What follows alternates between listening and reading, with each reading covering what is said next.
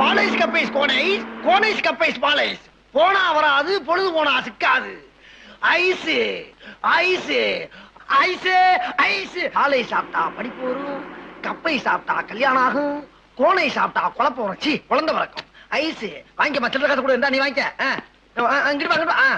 Ice என்னையா அது? கப்பை சாப்பாலை சார்.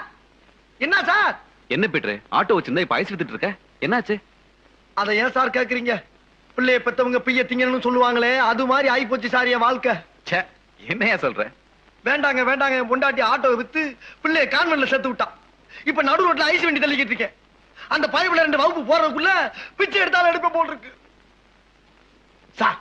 சத்தியமா சொல்றேன் சார், வெள்ளக்காரன் நம்ம நாட்டை விட்டு போயிட்டான் சொல்றாங்க சார். அது சுத்த போய். இங்கிலீஷ் கான்வென்ட்ங்கிற பேர்ல பீஸ் வாங்கி சுரண்டி தின்னுக்கிட்டு இருக்கா சார். இது யாருக்காவது நாட்டுல புரியுதா சார்? நான் இது என்னைக்கு யோசிக்க ஆரம்பிச்சேன் தெரியுமா உங்களுக்கு? சரியா, இவ்வளவு கஷ்டப்படுறியே, ஒரு வாட்டி என்ன வந்து பாத்துக்கலாம்ல. எதுக்கு சார்? நீங்களே கஷ்டப்பட்டு இப்பதான் மேல வந்திருக்கீங்க, இல்ல நான் வேற உங்களை கஷ்டப்படுத்தணுமா? அதெல்லாம் கிடைக்கட்டும்யா, நாளைக்கு காலையில என்ன ஆபீஸ்ல வந்து பாரு. எதுக்கு சார்? ஒண்ணும் பேசாத, வந்து பாரு. எதுக்கு வர சொல்றாரு?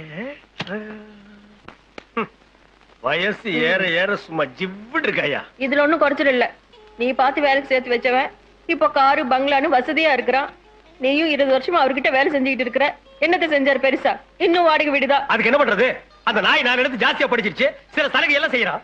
அந்த எம்எல்ஏ என்ன பெருசா படிச்சாரு? உனக்கு கேட்டு வாங்க துப்பு இல்ல. உன்னை நம்பி வந்திருக்க பாரு. ஏன் இனிமே வேற எவனையாவது நம்பி போறியா?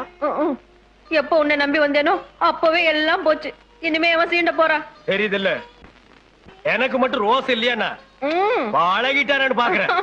சந்தர்ப்பம் கிடைக்கிட்டு அந்த நாயை நான் வச்சுக்கிறேன். இந்த நேரம் பார்த்து அடம் முடிக்காத. எதிர்கட்சியார் பார்த்து என்ன நினைப்பா? வாடினா ஒண்ணும் குறைச்சல் இல்ல, வேணா விட்டுடு.